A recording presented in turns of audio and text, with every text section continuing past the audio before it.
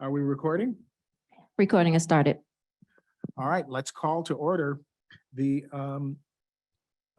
Wednesday, September 21st meeting of the Board of Water Commissioners. And let's begin by calling the roll. Chairman Einhauser, Present. Vice Chair Blackman. Present. Commissioner Coleman, Present. Commissioner Davis.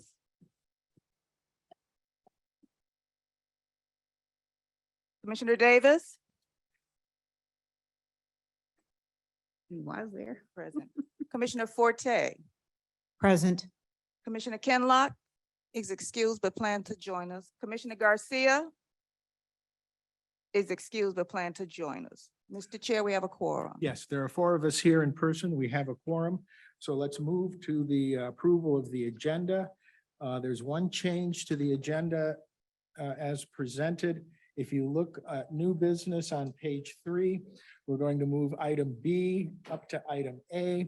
We have a presentation with some guests, and as a courtesy to them, we're going to put them on first under new business. So with that change, is there a motion to approve the agenda? Move approval of the agenda as amended, Mr. Chair. All right. Support. Supported, Mr. Chair. This is Commissioner Davis. Any other suggestions or corrections to the agenda? Hearing none, all those in favor, please say aye. Aye. Those opposed? And the agenda is adopted as amended. We now have before us the approval of the minutes of August the 17th, 2022. Commissioners, Move approval. Commissioner Forte, Second. and then Commissioner Blackman. Any corrections or additions to the minutes as presented? Hearing none, all those in favor, please say aye. Aye. Those opposed? And those are adopted. Next, public comments. If there is any member of the public that would like to address the board, they have 2 minutes to do so. Before we make the customary announcement, do we have anybody who wants to address the board?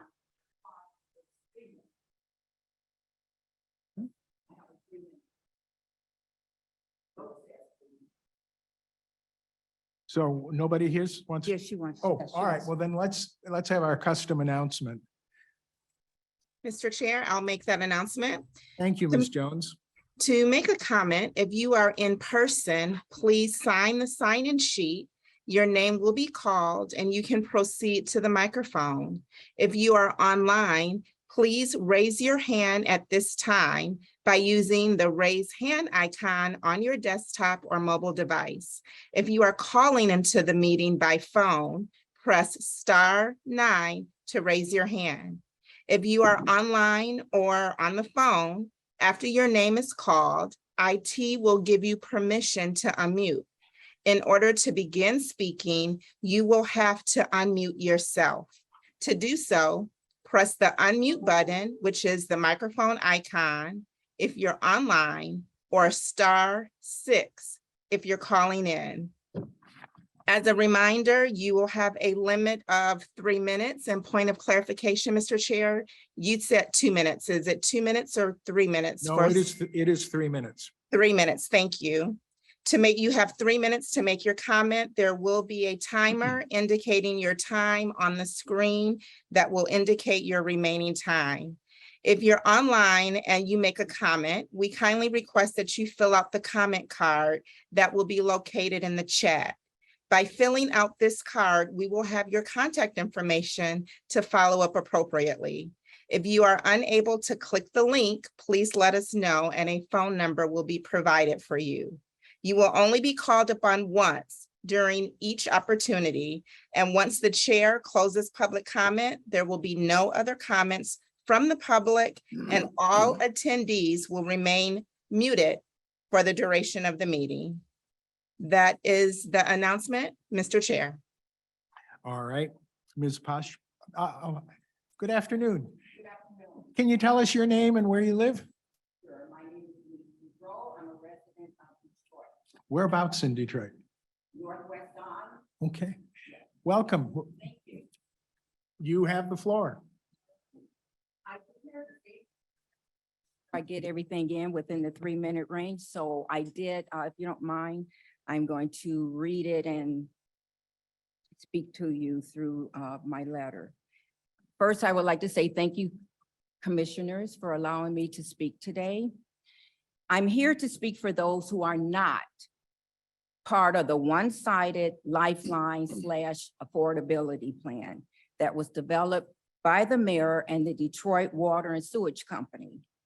My question is, where is our Lifeline plan? Where is our affordability plan? I am a retiree on a fixed income. Last year, I received an increase of $14 from Social Security, which was taken back to pay for the increase in Medicare costs. Where is our affordability plan? I was working a part-time job, but now I work full-time to pay for my utilities. Where's our Lifeline plan? This past July, drainage fee increased based on a request hike by the Water Board commissioners and approved by the Great Lakes Water Authority. Where is our Lifeline plan? I am paying over $100 in drainage and sewage charges, all because I have a driveway. We are encouraged to create rain gardens and sewage for our sewage that's going down into the storm system, but it has to be built by a professional. This cost includes a $2,500 review fee by the Detroit Water and Sewage Department, plus annual inspections. Where is our Lifeline plan? I scrape and I save money to pay my city income taxes and property taxes on time without penalty. Where is our Lifeline plan? Since receiving a notice that the water rates were going up, I made the following changes to help reduce my CCF usage. These changes included, I no longer water my grass or my flowers. I wash dishes once a week. I flush my toilet, seriously, twice a day. I limit my showers to no more than 4 minutes. I wash only 2 loads a week. And I run up and down my stairs to monitor my water meter to check my daily usage. This is all I can do in my power. I cannot control the rainfall nor the snowfall, but DWSD and others decided to, in their infinite wisdom, to put the responsibility on the people they serve. And we struggle to pay these exorbitant drainage fees. In summary, I ask again, where is our Lifeline plan? Thank you very Thank much, you. ma'am. Mr. Chair, Yes, Mr. could I just ask you, ma'am, have you applied and were you denied? Sir, I'm over the income. I'm over the income amount. So I'd even go down there to apply because I'm over the income. I'm working. I get Social Security benefits, and also I have, as I mentioned, a full-time job, so that Yeah. I'm not, I pay my bills. Okay, I'm sorry you're having this problem, but we would at least like to do an audit of your account to make sure that the acreage that you're being charged for drainage is accurate and see if there's some relief there. So if Brian, who is standing behind you, could get the address, we'd like to make arrangements to at Okay. least do an audit. And I appreciate that. Are there any other options? Once we can't settle it here at the table, but certainly if we can meet with you, we can explain to you what the other options are.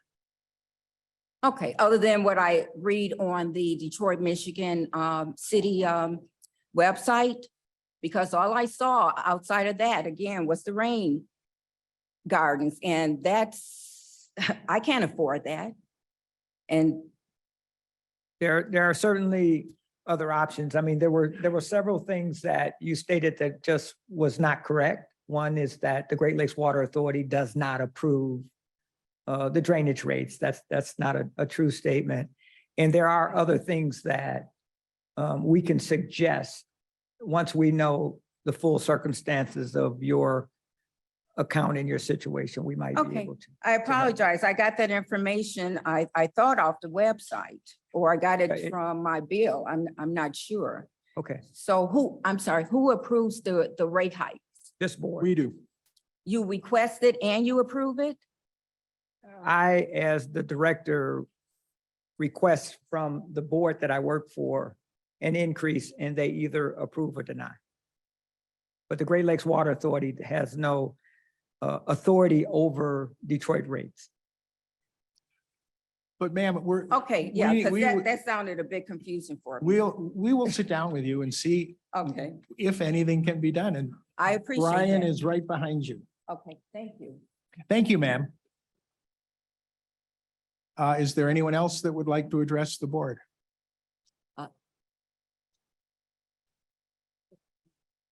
Anyone else? Someone coming to the front? Yes, sir. Can you Hi. tell us your name? How you doing? My name is Jermaine Paynes. I'm sorry. My name is Jermaine Paynes. Yes, sir. I'm back here in front of the board because it's been a while since I've been here. Thank you, Gary Brown, for attempting to put together a lifeline plan for these people who have gotten water problems and they can't afford it. The affordability plan was implemented and I think it's helped a lot of people. I appreciate that. Commissioners, I appreciate you guys giving me the opportunity to speak today. As you know, I've been in the front of this board numerous times about water line issues. It still have a water line issue, and there's other people in my situation who have bought land bank houses, don't have water line issues, water lines connected to their house. So I was wondering if this board can reconsider this conversation again, because there's a lot of money coming in from numerous resources. I know Gary talked about it in February of this year that he was going to take $2 million and set it aside to help people like my situation. I can't fix my house without water. It's just something that just can't be done. I tried, I've been working on my house, and now I'm at a standstill. I can't move forward with the things I need to get done in my house. As far as painting, mudding, sanding, wall remediation, all types of things. I need to power wash my basement because, as you know, my basement was flooded with sewage. So there's all types of issues with my land bank house, and I'm asking the board to please help me. I have got children that I'm trying to bring home to provide to my family, and I've exhausted all my resources from all the way from the mayor's office on down to my neighborhood and neighborhood district manager. I've also got a letter from the attorney from the water board, but it didn't exclusively say how you guys can assist me. It was basically saying I'm responsible, and I'm telling you I don't have $10,000 to fix it. So I'm asking, that's all I'm asking is a request. And I appreciate you guys taking the time to listen to me. Thank you. Thank you, Mr. Payne. Kinlock? Yes, just one question. Mr. Brown, is there any resources, because there are a lot of folks in his situation that can't actually afford to actually, make the connection. Are there any, especially in the space of ARPA, are there any places that the department can refer in situations like this? Yeah, there are no I don't have any control over the ARPA dollars. They're controlled By the various entities, right? by the city council Council and and the mayor, and they haven't allocated any ARPA dollars for this issue. I think Ms. Poshby sent the last letter. I'm just not remembering exactly what the final letter said. What was the letter that went out to? All right, is there anyone else who would like to address the board? Anyone in the audience? Anyone online? Yes, next online is Cookie Moore. Hello. Hello, Ms. Moore, how are you? I'm wonderful. How are you all? Fine, thank you. You have the Great. floor, ma'am. Okay, thank you so much. Yes, I'm calling, well, I want to talk about the Lifeline Affordability Plan and the American Water Rescue Plan, Resources Plan. I understand that American Water Resources people are supposed to, representatives are supposed to be there, at least I hope they are, so I can get a better understanding of it. What I want to know is, if I have one, do I have to have the other? I guess I really don't know what each plan is detailed about. And also, I would like to say, I think we should have a separate virtual meeting about the different plans for the community, because I know it's a lot of people really don't understand both of these plans. I also want to give thanks to the guys that came out to my home and repaired the drop box that was in front of my home. They just came yesterday and they were wonderful and kind and very professional. And I want to give thanks to them. That's all I want to say right now. Well, thank you very much, ma'am.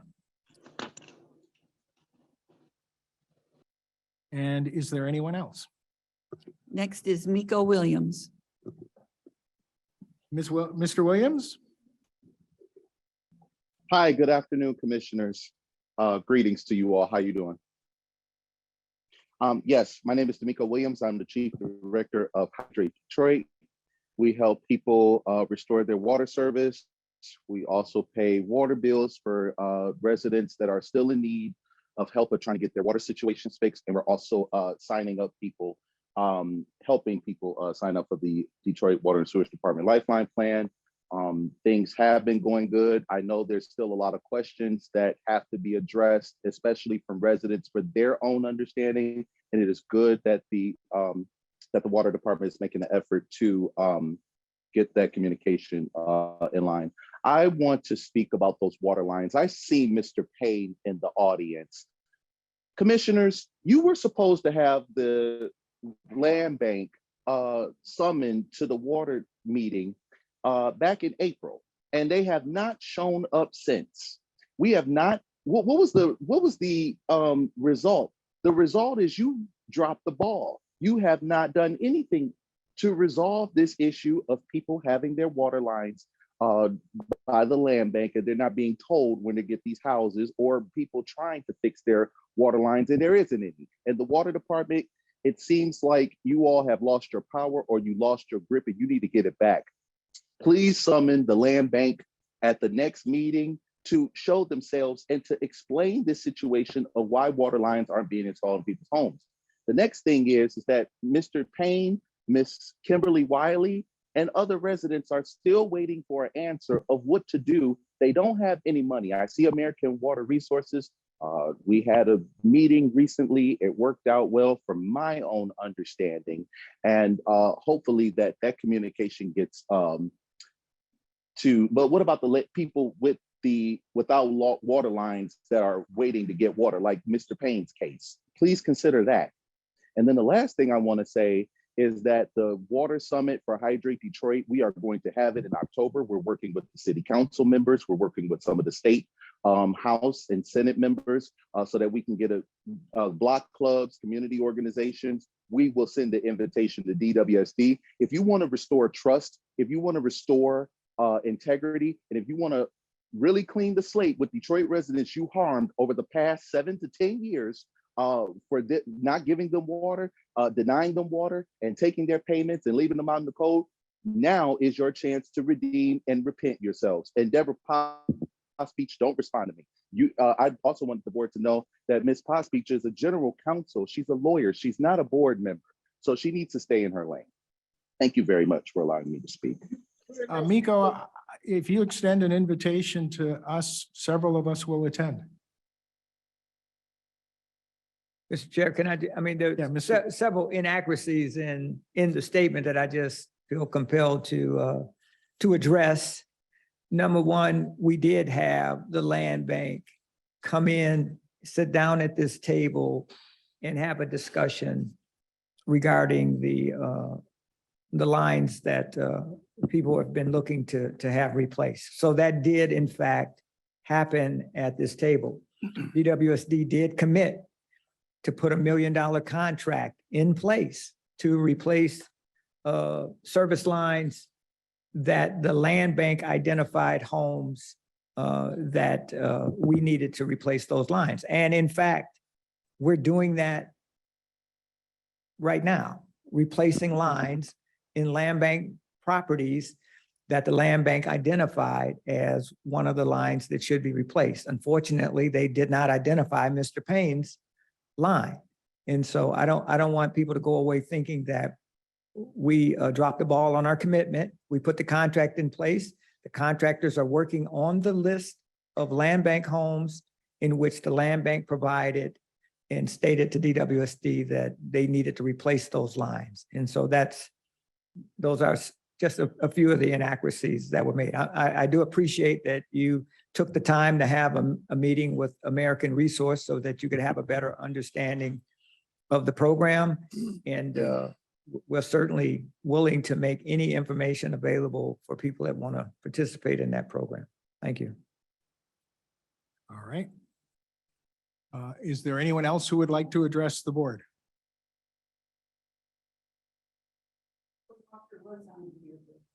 Ms. Walker, are you here? She. put her Raise your down. hand. Oh, there she goes. Ms. Walker? Hi, everyone. Good afternoon. Can you hear me? Yes, we can hear you. Good afternoon. Hi, honorable body, Detroit Board of Water Commissioners. My name is Beulah Walker. I am from Hydrate Detroit. I was calling in for two things. I encourage Detroit residents to apply for the DWSD Lifeline Plan. The moratorium is set to expire at the end of this year. Director Brown, and along with other water advocates, state lawmakers, city, federal, and local, has advocated for the moratorium to be extended. However, they were not successful. So Hydrate Detroit, Beulah Walker, Chief Coordinator, is asking Detroit residents to please enroll in DWSD Lifeline Plan. Second, I just want to let everyone know that my own mother is enrolled in this plan, and her water bill has reduced drastically. I just want anybody to know if they have any questions or any concerns, reach out to Hydrate Detroit. We can advocate for you to get into DWSD Lifeline Plan as long as you are under 200% under the poverty level. I want to send lunar light and love to the Director Brown to keep doing what he's doing and working with the public. And you all have a wonderful day. Thank you very kindly. Mr. Chair, the next speaker is Deborah Taylor. Ms. Taylor?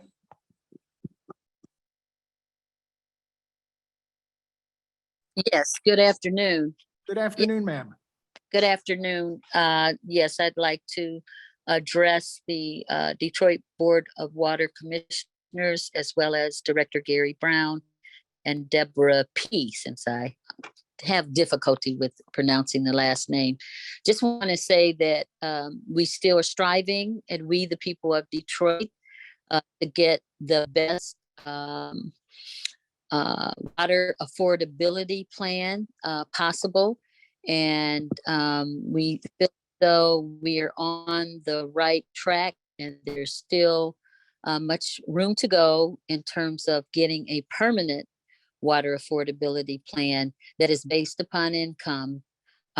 What we have now, as we know, is a patchwork of water assistance. And what we need is something that's sustainable, regardless of the funds that are out there federally or otherwise, that's based on income. I do understand that there are operating costs to process and deliver the water. So we continue to strive for a permanent water affordability plan and appreciate what is happening.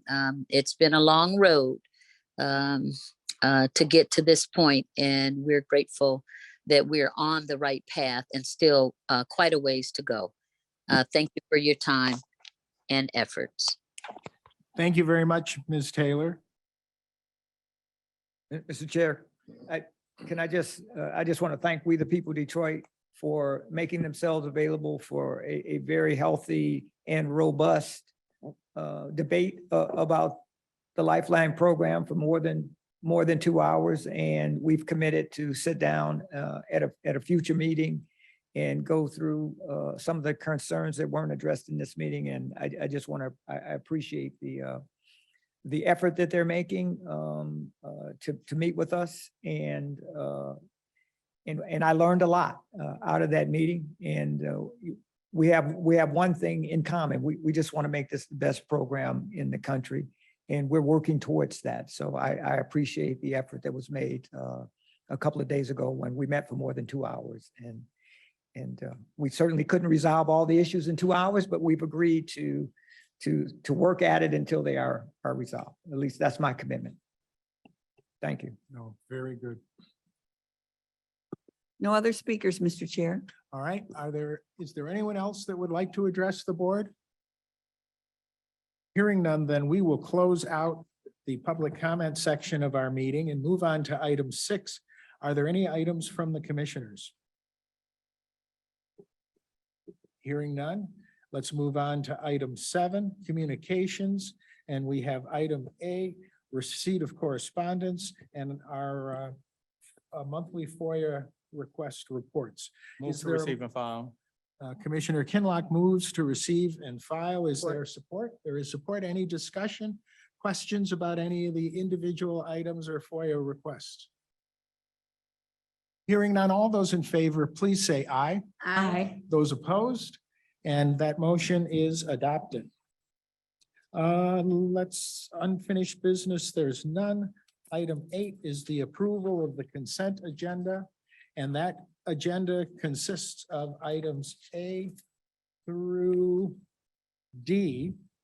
And in the process of formulating the consent agenda, I would ask commissioners, is there anyone who would like any individual item removed from this motion and considered separately? Mr. Chair, Yes, Commissioner I would move Blackman. approval of the consent agenda as presented. All right, it's been moved. Is there support? Support.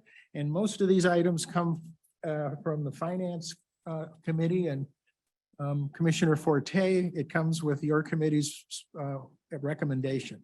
Mr. Chair, it does. All right. Any other discussion regarding the items on the consent agenda? Hearing none, then, all those in favor, please say aye. Aye. Those opposed? And that is adopted. Now let's move to new business. And we're going to first move to 220928, American Water Resources presentation. Mr. Brown, you want to introduce this? Point of order. Yeah.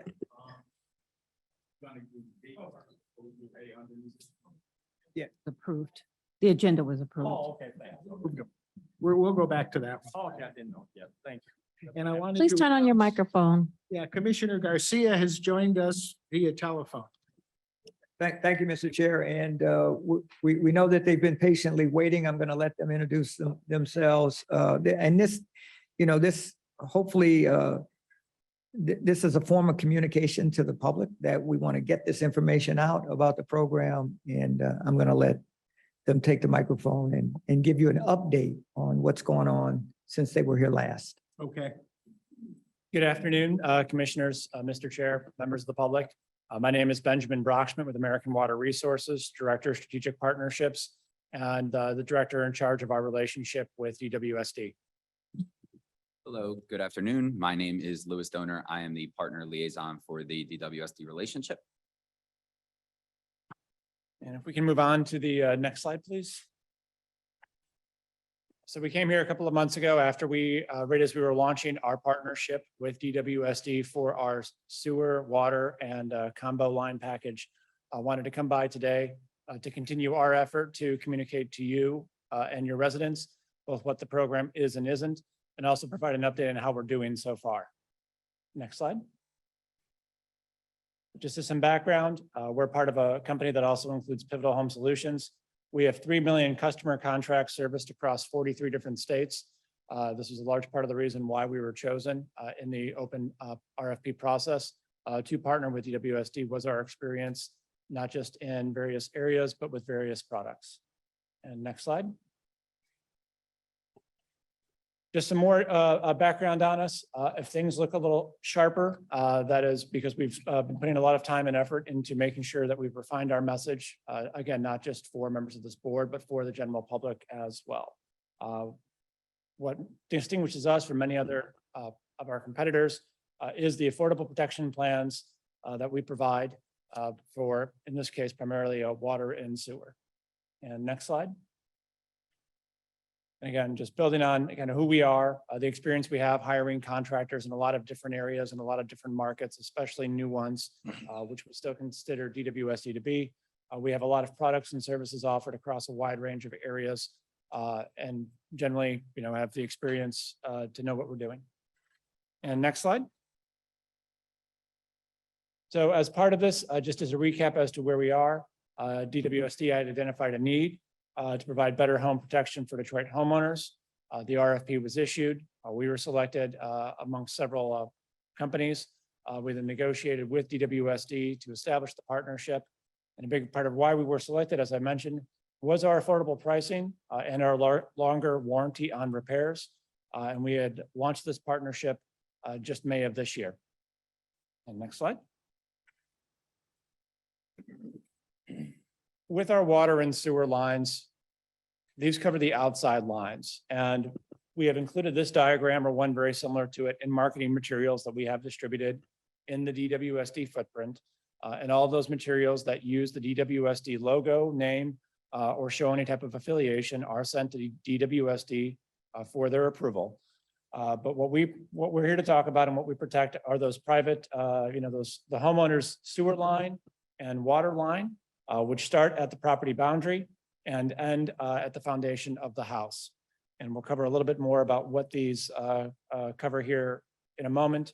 But generally, again, as a reminder, what we cover, who we are, with our warranty programs, and we're going to stress repeatedly that we are warranty, not insurance. Insurance covers unexpected instances. Warranties cover regular wear and tear. And next slide. I'm sorry? Step back. Can we go back one slide? Sorry, Ben. Michelle, thank you. We wanted to make sure we touch a little bit more on this. This is Brian Peckinpah, Public Affairs Director, to ensure that the community understands that the water service line, the private portion, when the water service line is currently existing from the water main, the private portion is from the stop box to inside the house. And on the sewer side, most homes, it goes out the back of your house from the basement to the alley. You are responsible for the sewer line all the way from the house to where it connects to the public sewer, including the tap to the public sewer.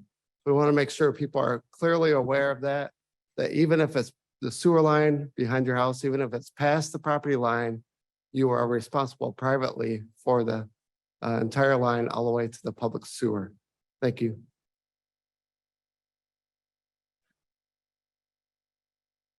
So with our water line protection plan, again, warranties cover general, everyday wear and tear, not the unexpected. So everyday wear and tear is things generally the age of the line, leaks that accumulate over time, roots growing into the line. And for our water line protection plan, what we've brought forward to DWSD and what is being utilized by residents today is an unlimited protection for covered repairs. That's us paying to repair leaking or broken water line, and that normal wear and tear. And that coverage, as we said, starts from the water meter or main shutoff valve inside the home to the point where it connects to the utility. And next slide, please. The sewer line, very similar, a little bit of nuance there. Obviously, sewer and water lines are different, but there is still an unlimited program, a limit for the covered repairs. That's paying to repair the clogs, blockages, or breaks as a result of that regular wear and tear. And that coverage does start at the external wall of the home to the point where it connects to the main sewer line. And next slide. We have very good products. We stand by our products. This is an optional program that residents can choose into. And to date, we've had over 12,000 Detroit customers sign up for our program and services. However, those terms and conditions don't always work for everybody, and we can't stress enough. People really need to take a look at those to understand what is and is not covered and make the determination if that is right for them. So Is from that, is that 12,000 within your expectations? yes, sir. Yes, sir. Actually, our first marketing campaign, I want to say we had budgeted 9,000 enrollees, and we came in just under that at about 98% of our target. So we've hit our numbers on that end. And Lewis will cover in a moment some of the operational things we're doing to make sure that the service is there for all of those customers. Mr. Chair, Commissioner Blackman. I have a couple of questions as it relates to what it does not cover. Anything caused by, I would perhaps, if you could give an example of what this, you might mean by these two. Anything caused by a homeowner or a third party, and preventative maintenance. So anything caused by a homeowner or a third party, that would be somebody has our program and attempts a DIY repair. They've gone in, they've moved things around, they've tried to flush it themselves. Something that we stress with all of our contractors and that we're constantly working on is our training to make sure that contractors go out and they actually take the time to look at a customer's line. Things aren't always obvious there. And I don't have a good example of something that's come to my attention that was caused by a homeowner or a third party. But again, it tends to be a lot of people attempt to fix it themselves, even though they might have our service. Or a lot of times they'll try to fix it themselves, break it, sign up for our service, wait the 30 days, and try to, have us fix it themselves. Again, I don't have a good example for you on what that's looked like, just from the conversations I've had with some of our operations team and contractors. It's one of those things when you see it, you tend to know, oh, somebody tried to put a little bit of duct tape on the sewer line and didn't go well. What about upgrades to meet the code? I'm sorry? What about upgrades to meet the code? Or does So- that cover? A lot of times, for a lot of our service areas, we also have a partnership with the city of New York and Philadelphia, amongst others. A lot of these homes and areas are 100 years old. They're old structures, they're old, water lines, sewer lines. What was installed when those homes were built might have been code back then, but it's not to code today. And given the nature of us being a warranty program, if those previously not to code lines do have leaks, we will fix them and they will be fixed to code. However, a customer cannot call us and make a claim based off of their line not being code to today's standards. Okay, I'm not sure the customer will understand that very, very well, but nevertheless, I understand what you're saying. Yes, I'm sorry, I'm putting Mr. Commissioner Ken Lott. Yes, since you began enrolling Detroit customers, how many claims have actually been denied? And I know this is May, but is there a count on how many claims have been denied? We don't say deny, we say claims not meeting the terms and conditions, because Okay. this is an agreement. It's a technicality, but it's part of the warranty and insurance thing. It's my legal department hammering into me, things I have to say. Right, okay. To date, we have 14 claims that have not met terms and conditions. How many claims have been filed so far? We have a total of 338 claims created, 118 approved, 3 canceled by a customer, 5 that were duplicate, 33 that are in the process of being rescheduled, and the remainder are in process. And with that in process, because of how our system works with a back and forth between us and our contractors, we know a lot of those claims that are out there are approved and being done. They just haven't shown up as approved and done in our system yet. So straight up, not meeting your requirements or the jargon for denial, were 14. Correct. Okay. That's a good. Just ask a that question. Miss- follow-up question. Yes, Commissioner Forte. So currently, the claims that don't meet your terms and condition, about 14, that's about 5%, a little under. Is that what you think would hold in terms of if you looked out and predicted the number of claims that may come through, that it would be a 5% of those claims that did not meet terms and conditions? This is meeting our expectations right now. Generally, the highest amount, the highest number of terms that don't meet claims that don't meet terms and conditions come in the first several months because the program is new. You do have a lot of residents that will apply with a pre-existing condition. Now, some of those, it's not crystal clear. You can look at it and think it might be, but it meets the terms and conditions. our contractors are instructed to fix it and approve the claim. If it's things like, if there is a line that is caved in, it's dry, it's been very visibly caved in for a while, that tends to be the type of claims that haven't met our terms and conditions early on. I don't know the specifics in each one of those 14. I can find out what they were and get that breakdown, but it's generally things that are, again, very obvious along those lines, or if it's not obvious, there's something else there. But part of our process that we've done due to some of our contractors was we've gone back and we've spent a lot of time re-reviewing claims to make sure that anyone who was previously, that all of those not meeting terms and conditions really don't meet the terms and conditions. And that's part of our quality control and our quality assurance, is taking the time if a contractor's not doing what they should, which in one particular instance was there were homes that were listed on the land bank website. The contractor said, well, they were on the land bank website, so I know that they're not meeting the standards of the program. Somebody bought that house, somebody might have made improvements. We don't know that. So it's the contractor's responsibility and our responsibility to assume that the homeowner has done everything in their power to make sure it is up to our standards falling under the program, going out and looking at it. And then at that point, if they haven't met it, then it is denied, but it's not, with those 14, we're falling right where we need to be. And again, generally it's pre-existing conditions that when you look at it, it's okay, this is not something that just happened yesterday. So I think I heard you say the number currently meets your general expectations. Yes, ma'am. And I don't know if I really heard you say that that number or percentage or proportion is predictive of what might be in the future in terms of claims. The future is hard to tell, just because, as we get more claims and we have more people enrolled, we get a better sense of different areas of the city, and we'll tend to use that data and work with our contractors to get a sense of what it could be. But being that Detroit's still a new market to us, it's really hard to make those predictions, and that's not something that I'm comfortable saying today. Thank you. Mr. Chair, Yes.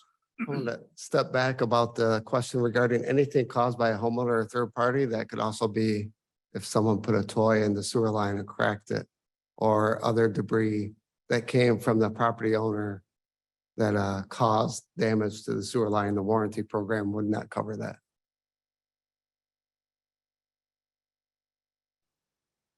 So, I mean, typically, what does ordinary wear and tear consist of? What would be the most common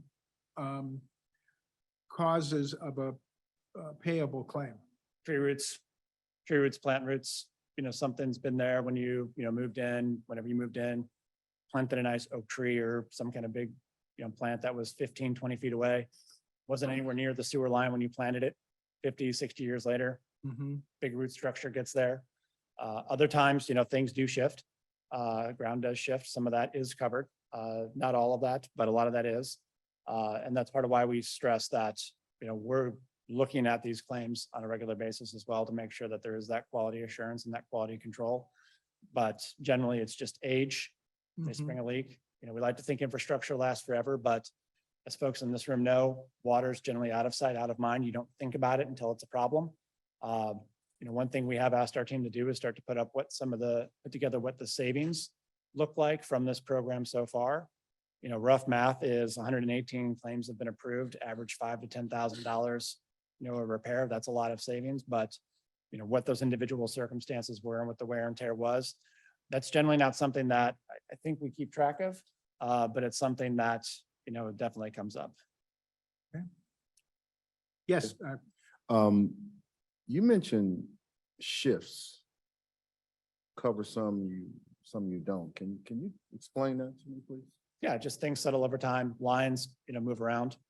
That causes some of the breaks and that causes some of the leaks. So how do you guys decide what you're covering and what you're not? I would think those would be covered. A lot of times there are, depending on how the line was previously installed, because there are some times where the lines are installed incorrectly. Those are not covered by the T's and C's. I'm sorry. No, it's more generally, sorry, sir, go ahead.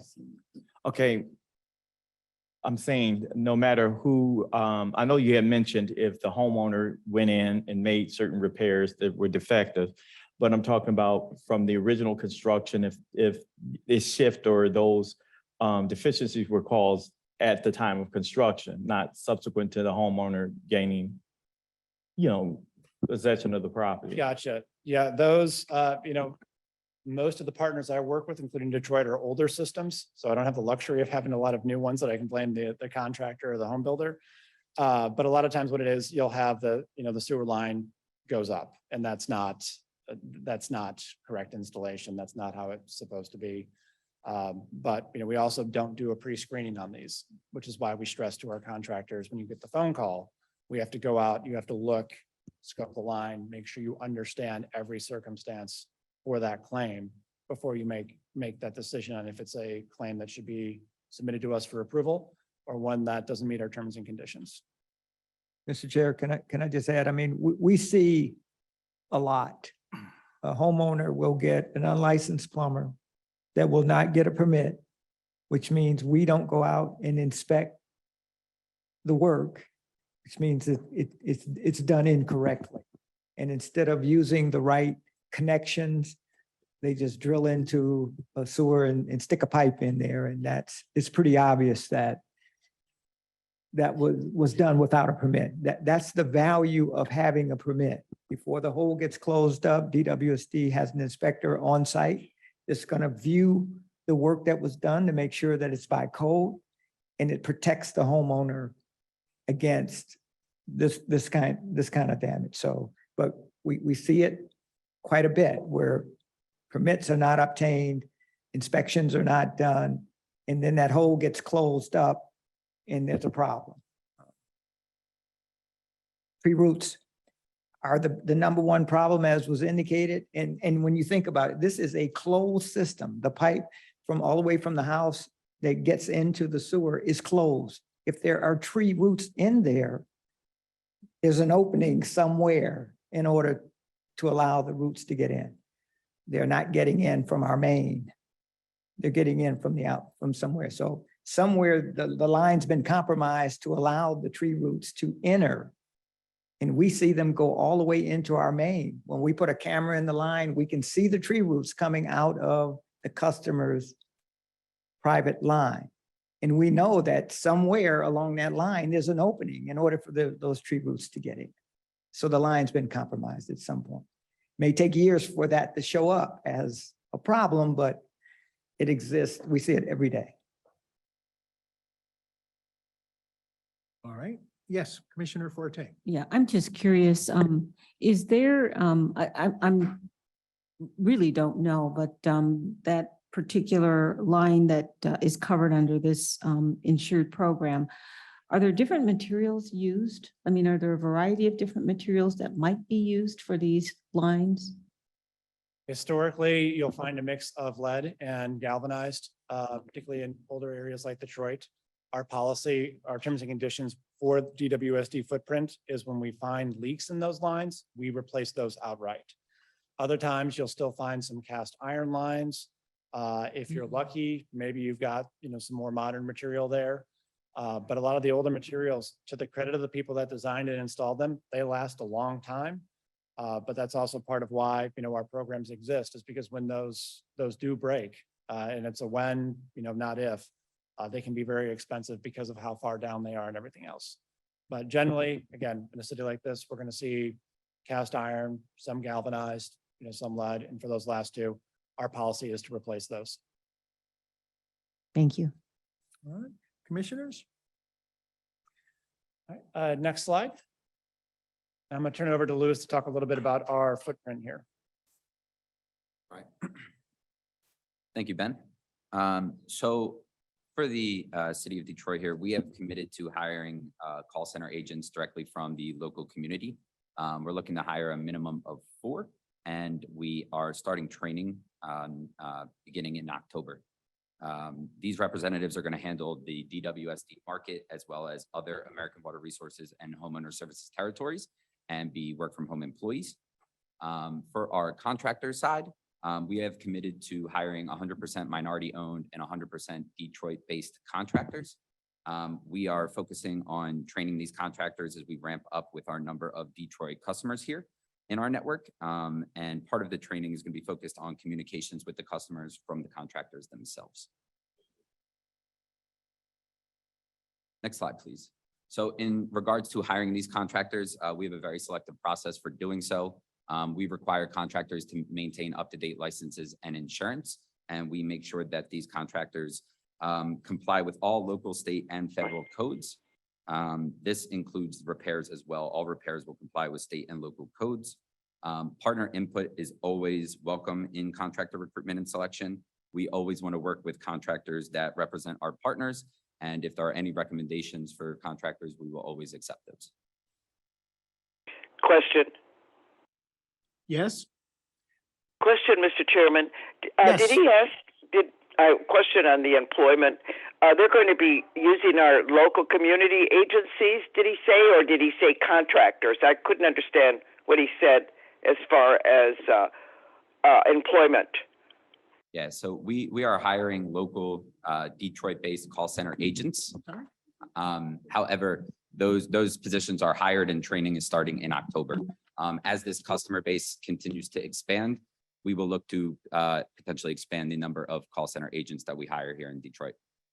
These are work from home positions. I guess the question is, where are you going to be hiring at? I mean, is it going to be like with the Sarah Metro Detroit, the Urban League, or the NAACP? I mean, you said partners. I didn't know who the partners were. Madam Commissioner, we're happy to work with you. If there are places we should look for those, actually, our call center would appreciate that help. I know when we were hiring contractors, we did work with Director Brown's staff about some of the contractors that had also been recruited and shown an interest in the basement backup program. So if it's Urban League, if it's NAACP, if there's somebody else locally that has access to a workforce that's willing to go into that, we absolutely want to know who they are. It's very important to us that our workforce represents the communities we serve. And especially in this instance, with our commitment to the city of Detroit, to the DWSD footprint, we want to do everything we can to make sure we're hiring those folks.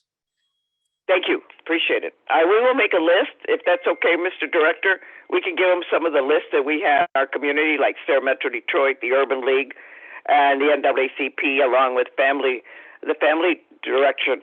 I think it'd be good just to make sure that we have it out there for people to have access. Will do. Thank you.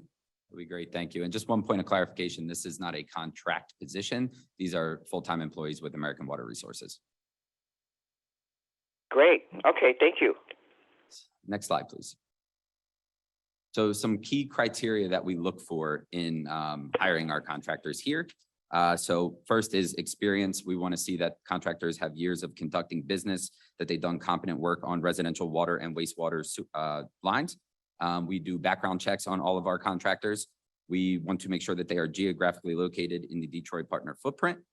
We also want to see how big is their business. Can they handle the number of claims that are going to be coming in? We also want to make sure that they have the necessary equipment to do the job right. These contractors must have all licensing necessary when required. They must also have proof of insurance when required, and they must have good records on complaints with the Better Business Bureau and the Department of Consumer Affairs. Pass it back to Ben. Could you go back one slide? So as part of our services. Sorry, could you go back one slide? Oh, they did. Yes, ma'am. Oh, no, that's it right there. So that's the one I was looking at. A proof of insurance at American Water required levels. What does that mean? With our previous parent company, which was American Water Company, that's an investor-owned water utility. Our insurance standards, because they were a utility, were very high. We do maintain and have maintained those fairly high insurance levels. This comes down to a couple of things. Number one, safety. We are working on people's water and sewer lines. Safety is the utmost important. Number two, as we ramp up in areas, there's more work that goes to contractors. We want to make sure that those contractors are vested in a number of ways, not just in their commitment to customer service, but also in their commitment to safety, insurance, and other things. So I don't know the specific numbers, but it can be a little bit higher. That does prove a challenge sometimes when we're hiring and looking to hire contractors. You know, we're up to 4 contractors here now with a couple more that we're in final negotiations with. So, you know, for the Detroit area, our standards, our insurance levels seem to be about the right spot for us to be hiring the quality we want. But it is something that we do assess over time in various areas and do occasionally, you know, will occasionally adjust as required, you know, for whatever reasons. Before they apply, where can a contractor go to see what requirements you are asking for under this proof of insurance before they make their formal application? That's an area that we're looking to improve on. We're in the middle of a rebranding and a website rebuild, and part of that, we would like to be to have some of those contractor standards out there to get people on board. The best thing right now is they can reach out to us directly, and we'll connect them with our contractor team. They're happy to spend some time talking with folks to walk them through. We don't want to leave good contractors by the wayside. We want to bring good contractors in and have them grow with us. And that's probably the quickest, most efficient way right now. Are there any specific organizations, not the ones that Commissioner Garcia mentioned, but in terms of those who have contacts with contractors and who represent contractors? I've forgotten, there are several of them. Have you established a relationship with any of them yet? I'd have to ask our contracting team. Our contracting team did come out and was out here for about a month on the ground talking with contractors. I don't want to assume that they were able to connect with those groups, but their engagement and our experience in other areas, they're generally pretty good and efficient at finding who those organizations are and making sure they're connecting with them early and often. And I'm sure our folk know the names of the organizations like minority contractors associations, kinds of things. Yep, the alphabet soup. I follow. Okay, thank you. We can go forward. So this was the numbers accurate as of the 18th. I did get an updated customer count today. We are at just over 12,000 customers in the DWSD footprint. The completed claims, like I said, that is actually 118 have been approved out of 338 claims submitted. 14 claims did not meet the terms and conditions, 3 canceled by customers, 5 were duplicates, 33 are being rescheduled, and the remainder are in process at varying stages of the approval. The total customer calls handled, those are our care calls only. So if somebody calls in and is interested in signing up for the line, that's a different metric, that's a different call. These are the folks that have called in. The customer calls handled, those are calls that are answered very quickly. That's at 92%, that's very high. And then the CSAT score. CSAT score is based off of the response of customers after work has been completed. So we're sitting at 100% right now. Like I said, we are aware that there were some issues with one of our contractors. We have since hired 3 more contractors to help with that. So if you hear or have read, I know there were a couple of news stories out there about customer satisfaction. If work is done or somebody's had their stuff completed and they don't take the satisfaction survey, we can't track that. It's something that we like a lot of other service companies, we're always looking at improving how we do that. But it's just always a challenge to get that. It just comes down to, we really encourage folks to call in. Not because we want to pad our numbers and have that number stay high, although we're confident in it. It's primarily because if there are contractors that aren't meeting our standards, that's the quickest way for those contractors to come to light and for us to make training adjustments or other adjustments as necessary to make sure that the customers are getting the experience that they signed up for on our behalf, which is ultimately on your behalf as well, because this is a partnership and that's very important to us.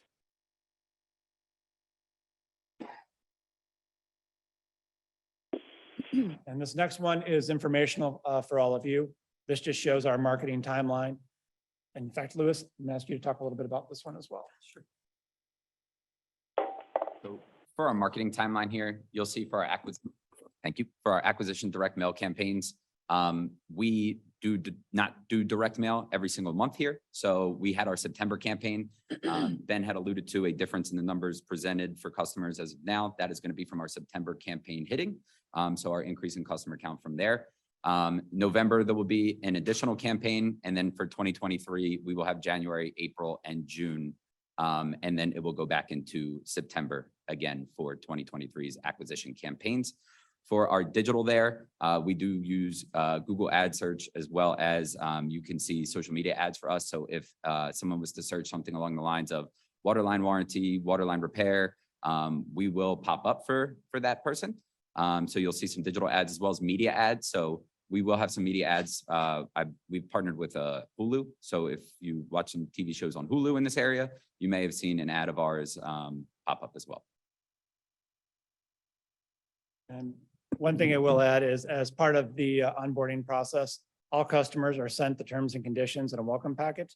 We have been made aware that folks were always getting that in email. So we are working with our call center team to make sure that the option to have those mailed to customers is more visible in that process so that folks can take the time to review what they've signed up for, have those right materials, and have all the information they need to be able to utilize our services, if they need to. All right, commissioners, any questions or comments? Commissioner Kinlock. Just a comment, this is something that I know all of us consistently have been hearing people come prior to this being offered, complaints about the exposure that this caused for them. And I can just tell you, as I'm going around community meetings, people are talking about the benefits of it and are happy that it's just always good to hear something pleasant regarding the DWSD, when you go around to the community, and they're really happy that this is available for them. Yep. Very good. Mr. Chair, Yes.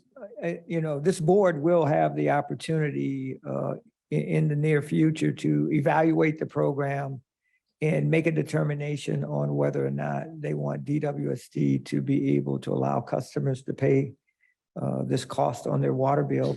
We've upgraded our Enquesta billing system to be able to allow that to happen.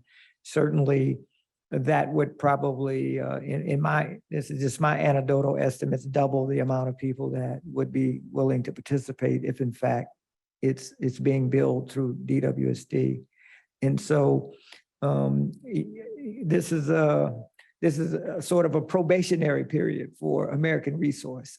We want to make sure that this program is being managed well, that our customers are happy, and all of the things that you've asked today, those concerns are relieved. And then at some point in the near future, we might be able to have a discussion at this table and entertain.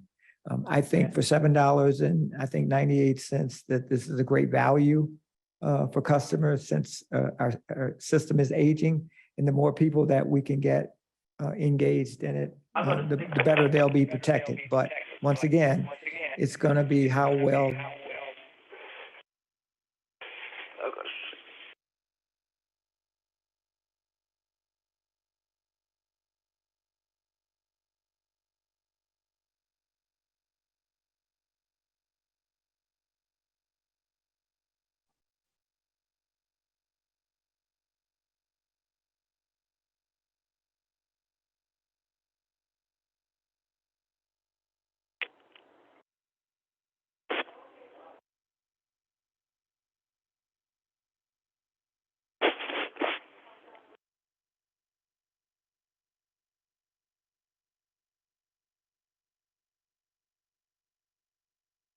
Read it, it really did highlight that DWSD endorsed this particular insurance. So a commendation on the communication there. Question, because this experience, this customer experience is linked to the reputation of DWSD, have we received, and I'm directing this question to Director Brown, have we received any customer comment regarding the program so far directly? I see people almost daily. I think it's because the letter might have my name on it, and Yes, it does. people are asking me about it, and all of the conversation has been favorable about the program so far. So I had an earlier conversation with American Resources before we started, and it's favorable, and we look forward to it continuing to be that way. All right, Commissioner Ling. One last question. I'm assuming we've had people already start to sign up for the program. 10,000. And then how many claims have we had? The claims was 338 with 118 approved and the rest in varying stages of the process. And 14 terms, 14 that have been denied or not meeting terms and conditions. No, just curious, the ones that were denying, there was that situation where something wasn't done correctly to begin with. There was yes, there was a contractor. It was our only contractor for the first probably month and a half, 2 months of the program, where they were not fulfilling their obligations and going out and viewing homes, particularly those that were land bank homes. We have since talked with the contractor and reiterated and really stressed in the most business-like ways that this is not who we are as a company. That is not who DWSD is as a partner, and that they can't rely on a website to know what situation a home and a homeowner is currently in. And what type of warranty do you provide after the work is done to the homeowner? We have a guarantee on that. If there's an issue and we come back. How long is that? The contract. So we have a 1-year term with the customer as long as they're a customer. Yeah, so all of the contracts for the warranty are for a 1-year term. So if the customer is eligible and they are still in their, term period, then we will honor that. And along those lines, Commissioner, if there is a line and we have to go back 3 times because of an issue, we will replace the line at that point in time. So there's, we're not here to just do spot repairs. We are a business and, our reliability of our products and our services is very important to us and to our partners. We don't want folks saying, hey, they had to come back and, an example we gave earlier was digging up grandma's rose bushes. We don't want them digging up the flower garden multiple times. We want to make sure we address the problem, the first time in a way that is satisfactory to the customer. All right. Mr. Chair, Commissioner Blackman. a couple of questions. I'm thinking, do I recall that we were discussing some way of helping our Lifeline customers be able to afford this, something that we were going to do that maybe made it more easy for them to participate? Yes, as you know, DWSD receives a portion of the funds generated from this account. And I will be bringing back to this board a recommendation on how the money could be spent, how it could be leveraged. And we know that we have customers, even though they're in the Lifeline plan and their bill is only $18, there will be customers that have trouble paying that bill.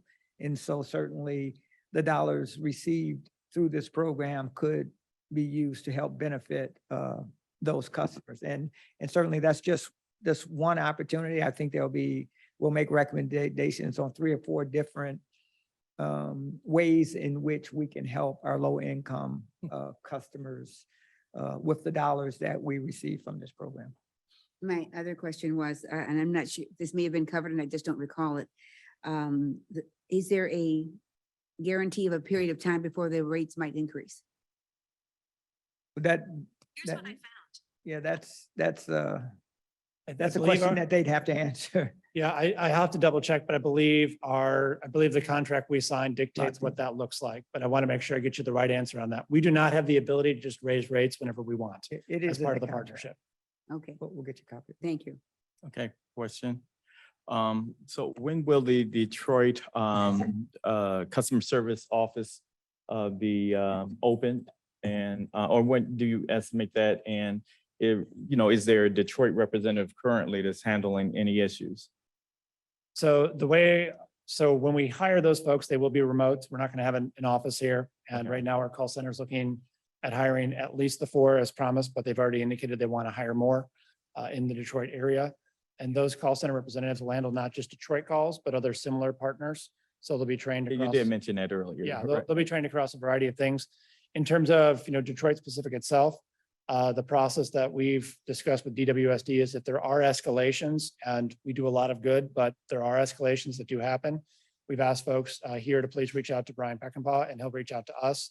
That way we're all on the same page in terms of when those happen. In terms of, we still do need to hire a field supervisor for the area. So that is something we are working on. We've discussed that with DWSD. When that person's hired, they'll be our primary person on the ground for a lot of those issues. But we'll still be here engaged, part of the process to make sure that you're getting all the information you need, all the answers you need, and that you always know who to come to if there's anything. Now, I recall getting some mail, some direct mail. But there are a lot of folks as you're moving around the community that refer to this as an insurance. And I think, because I can't recall the literature, if we highlight the fact that it's not insurance, but warranty, because you just explained to me the simple difference between the two. Yeah. It's a challenge. It's a challenge for every one of our 3 million customers. It doesn't matter where we are. It's always a challenge. And that's where sharing marketing materials with DWSD staff prior, making sure, we're sharing our marketing schedule. That way folks know what's coming down. So people here are prepared to answer those questions and help clarify that. Okay. Commissioners, any other comments or questions? Gentlemen, thank you very much. It occurs to me, to the extent that the revenue share we're going to put into making the program available to people in the, we'll get a revenue share from that. It's the gift that keeps giving. Mr. Director, is there any, do they have, I guess, information, do we have information on this in a PDF form? Oh, absolutely. Okay, if you can get that to me. I'd Brian like- can get that to you. Yeah, Brian. Yeah. I'll send it out. Thank you very much. We're now going to move to what was item A under new business. And that deals with approval of the stormwater connection agreement with the Gordie Howe International Bridge. Commissioners, what is your pleasure? Commissioner Kinlock. Okay, Mr. Chair, I move that upon the request of Chief Operating Officer Samuel Smiley, the Board of Water Commissioners for the City of Detroit Water and Sewage Department authorize the director to approve the stormwater connection agreement for the Gordie Howe International Bridge Project, and also authorize the director to take such other action as may be necessary to accomplish the intent of this vote. And is there support? For All right, discussion. it is moved and it's been supported. Mr. Smalley, or who would like to present on this matter? It will be our Chief Operating Officer, Sam Smalley. Okay. Good afternoon, commissioners and audience. Sam Smalley, Chief Operating Officer. At a very high level, the Gordie Howe Bridge Plaza will be discharging its stormwater to the Detroit River in lieu of adding that stormwater or rainwater to the combined sewer system.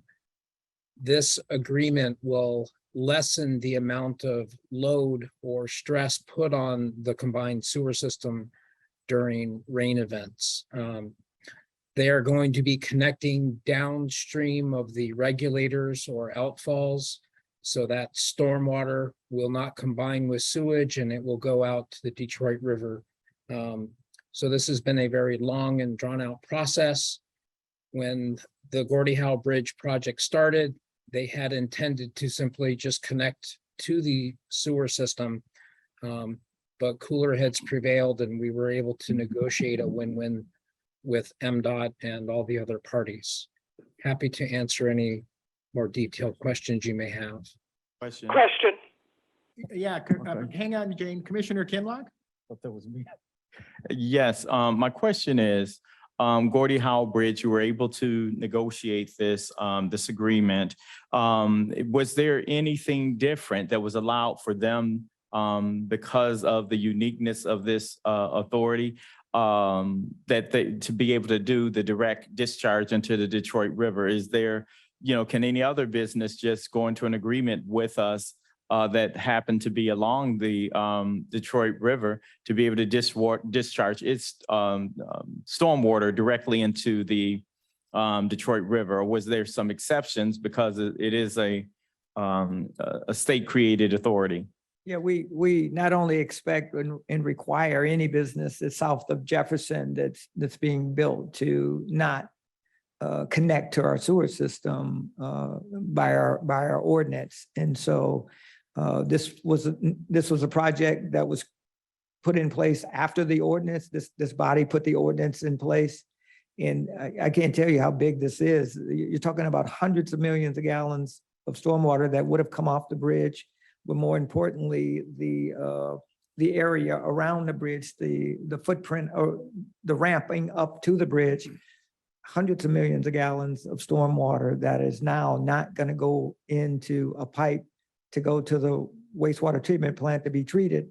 It's going to get some secondary treatment and then be pushed right out into the river, which is the environmental friendly way to do it. So what I'm saying is though we're encouraging by ordinance, Yes. when the stormwater come in just directly into, Remember, you have a $670 an acre charge. that's what I'm saying, And right? so the businesses are incentivized if they're south of Jefferson or close enough to the river to be able to push into the river as opposed to, that's $760 for drainage charges a month per acre.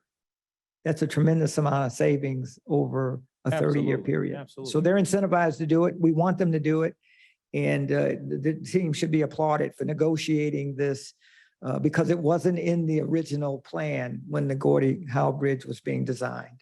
We had that change. And Sam can correct me if I'm wrong, but I think we were also able to take some of the stormwater that's on the freeway that the ramp leads all, to the Gordie Howe Bridge also is contributing directly to the river. So it was a great deal for all of us. Yes, and in addition to what Director Brown mentioned, one of the key partners in this is Eagle themselves, the Department of Environment, Great Lakes and Energy. They actually came up with the recommendation. So that was the icebreaker, or broke the logjam in these negotiations with MDOT, Bridging North America, and all the other players associated with this project. And yes, that option is available to other developments along the Detroit River. We are also looking at that feasibility for the 375 project that MDOT is planning on constructing. So that'll be further reduction on the load of our sewer system. Okay, the reason why I was thinking is that, a lot of folks believe that, the water should be treated before it goes into the Detroit River. So There's secondary treatment that takes place before it gets actually to the river. okay. Commissioner Garcia? Yes, with everything that's happening, and people don't know that, but we live in this area, there's always confusion and a lot of trouble with the traffic there.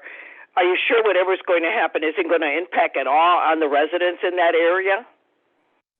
Yes, all the improvements for the drainage and sewer system are underground. While there are surely impacts to traffic and to residents and businesses during the construction project, once the project is over, there are no negative impacts to the traveling public with this agreement.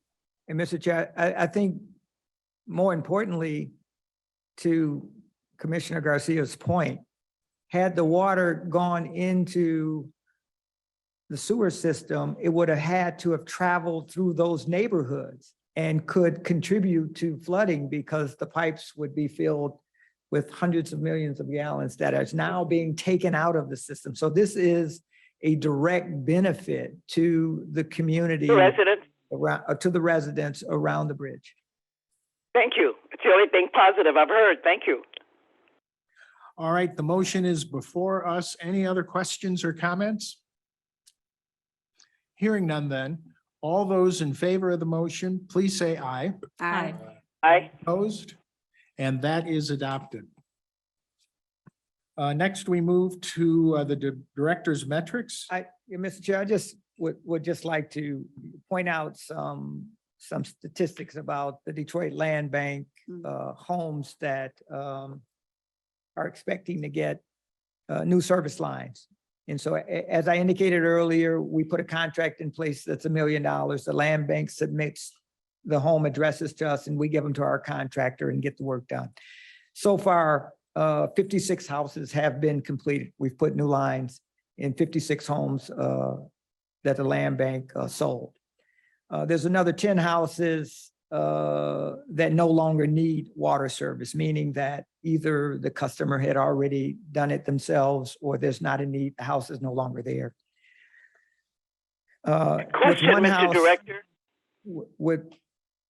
I'm sorry, Commissioner Garcia? Yes, and do you know why they would deny someone like Mr. Payne who keeps going back and forth? Is there a reasoning why they would deny one customer or one residence over another? Yeah, I can get to that in just, Okay, just thank 1 you. minute. So 56 houses have been completed. 10 houses no longer need water. One house, there was no answer, and we just can't find the owner of that house. 5 houses are scheduled and in process to be completed on top of the 56. 2 houses were deemed to be unsafe to go into, so the contractor simply connected from the water main to the stop box and couldn't go any further because there's probably nothing to connect to in that particular home. And then there are several other houses that have issues that we're trying to resolve. So the contractor is asking for more homes. The land bank says that they have a total of 200. We asked for them all so that we could get them into the queue and get them fixed. I don't have a good answer for why the land bank would deny one customer over another. Although I do believe that the land bank believes Mr. Payne was well aware that he bought the house as is, and that at one point there was really nothing to connect to because the house was still boarded up in the conditions that he had purchased it in. And I know that he's attempting to make some repairs now, but we have to get the authorization from the land bank. It's their decision. They sold the homes as to which ones we're going to fix and not. DWSD is not making a decision on which house to do or not do. We're being guided by the people that sold the homes, the land bank, as we committed to. And so I just want to leave you with those statistics to show that, I mean, there is work being done. I don't want anybody to think that I know it took a long time to get the contract in place and to get things rolling, but we'll have those couple of hundred homes done, I would suspect, in the next 30 days. The contractor is eager. He's calling us saying, give me more. And so that's a good, they have the capacity to do more. We'll get them the rest of the 200 homes on the list and continue to, honor our commitment to installing service lines and land bank homes that are identified by the land bank. All right, Commissioner Blackman. Mr. Director, weren't customers who purchased homes from the land bank, weren't the instructions the same? Were they not all notified that their lines were not connected? No, they weren't all the same. There were a number of homes, it looks like about 200, in which customers were not told that the line was disconnected. They were given either not told or given bad information. The land bank identified those homes. And from that point on, they made it a point to go over the top in notifying the buyer that they did not know the condition of the line and it was the buyer's responsibility to fix their own line from that point on. And it's my understanding that the land bank has documentation that shows the home that was in question earlier today was one of the homes that when they purchased it, it's in writing that they're responsible for their line. But again, that's really something to be taken up with the customer in the land bank. We can only go by the houses that they gave us. And we do know that they did sell 200 homes that they gave out bad information. But once they found out they were giving out bad information, they changed their processes and notified the new buyers of what their obligation would be. And those are the rules that I believe they're following. All right. Thank you. Anything else, Gary? No, that's it. Thank you, Mr. Chair. I indicated earlier that we did have a 2-hour meeting with We the People of Detroit. We've agreed to continue meeting. I think was very productive on both sides. I learned a lot, and we're going to act on a lot of the things that we learned. And hopefully, when we're done, we'll all be standing together, going out and searching for permanent funding for this program. Thank you. If I might comment on that, I would agree that it was a very productive meeting, and I thought it was handled very well. Their input was valuable and done in a collegial manner. So I want to express appreciation to them for how they presented their concerns. Very good. I think if people sit down and talk, Can make a difference. it can make a difference. Very good. All right, then the next item on our agenda is our comments from the commissioners. Any commissioners? Mr. Chairman. To make any comments? Yes. Commissioner Garcia. Mr. Chairman, can I ask, what is the turnaround and how many people have been already approved by the Lifeline? Because we get some calls. I know they applied and I know they were supposed to take the application by September 1st, but some people have already been put on. But what is the turnaround? Do we know? We absolutely know that 10,200 customers have applied. We know that Wayne Metro is receiving 500 calls a day. We know that approximately 4,000, just under 4,000 have been accepted into the program, and their bills as of September, no later than October, will indicate the new $18 rate. We know that Wayne Metro has 150 people working on the project, and that they're working 6 days a week, Monday through Saturday, on the program. I can also tell you that if we haven't begun, I know Brian knows the exact date, we're going out and knocking on 49,000 homes where we know we have low-income customers, and we'll have tablets, and we'll be trying to get them their application into the system on the spot. And so I'm confident that we will have 20,000 of our Detroit customers in the program by October 1st. I'm also making it very clear that we have enough money for a year and a half, 2 years, with 20,000 customers in the program. And we need to find permanent funding in order to continue the program. So it's Wow, going thank you. really well. Thank you so much. All right. Comments from any of the other commissioners? Hearing none. Comments from the chair? I have none. Are there any other matters? Yes, Mr. Chair. Patricia Thornhill, our Human Resources Organizational Development Director, just wants to give an update to the board. All right, Ms. Our Thornhill? union contract. Ms. Thornhill? You are muted, ma'am.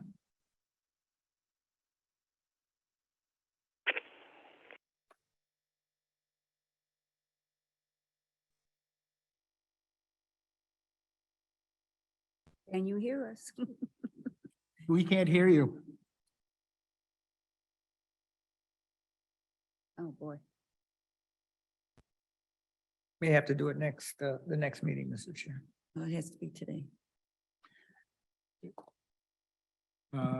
Ms. this on? Thornhill? Hear me now, commissioners? Yes, Yeah, you're she's fine done. now, Yes, Patricia. she's done. All right. I think we can hear you now, Ms. Thornhill. Go ahead. You can't hear me? Yes. Yes. Oh, great. Thank you. Good afternoon, commissioners. I just wanted to verify that there weren't any additional questions pertaining to the Utility Workers Union of America's contract that we presented to you on September 7th. And the reason she's bringing it up is it goes automatically into effect 30 days from the date you approved it, unless something comes up in the interim that you want to make a change. So she's just doing one last confirmation with the board. Well, I have no issues. I would look to our leadership to tell us if there's anything we should be concerned about. I think Ms. Thornhill has done an outstanding job negotiating with the union, and when they're not happy, they know how to make their voices heard. And you would have heard from them if they weren't. And so I think all parties are happy with the contract, and I'm hoping that it goes into effect. All right. Thank you very much, Ms. Thornhill. Thank you. Then let's move on to our closed session.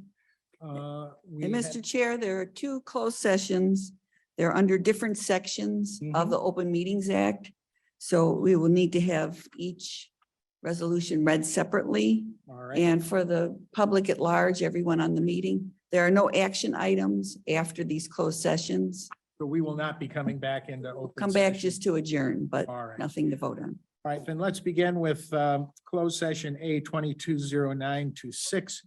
Commissioners, may I hear a motion? Mr. Chair, upon the request of Chief General Counsel Deborah Poshpish, the Board of Water, I move that the Board of Water Commissioners for the City of Detroit Water and Sewage Department by affirmative roll call vote of 2/3 of the board members appointed and serving hereby resolved to meet in closed session pursuant to Section 8A of the Michigan Open Meetings Act and pursuant to requests for closed session from the individuals involved. All right, is there support? Support? All right. Let's have a roll call. Hauser, Yes. Vice Chair Blackman. Yes. Commissioner Coleman, Yes. Commissioner Davis, Yes. Commissioner Davis, Yes, yes, yes. Commissioner Garcia, Yes. Commissioner Kinlock, Yes. Commissioner Forte. Yes. All right, that is approved. Next, can we get a motion on item B 220927?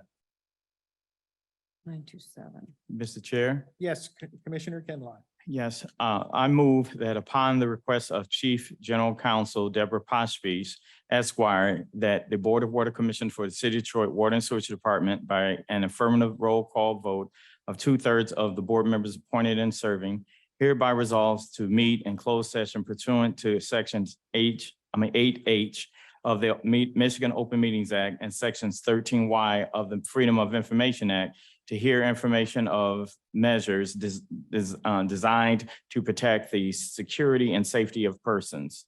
All right, is there support? Support. And may we have a roll call?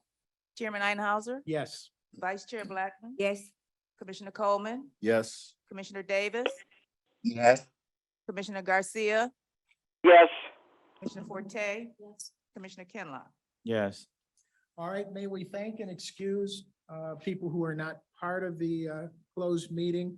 And as was indicated before, there'll be no other public business for the commission when we come out other than to move to adjourn. Thank you. This is IT. Please give us a few moments. If you are an attendee in attendance, please exit the meeting. We will manually remove you. If you are a panelist and you are not a part of the closed session, please remove yourself from the meeting, in the meeting. One moment. One moment, recording has started. To let you know. Okay, we're ready. Jonathan, do you have a motion? It's Support. been moved, seconded by Linda. All those in favor of adjourning, please say aye. Aye. Aye. We are adjourned. Thank you. Thank you very much, ladies. and Thank you, everybody. Thank you.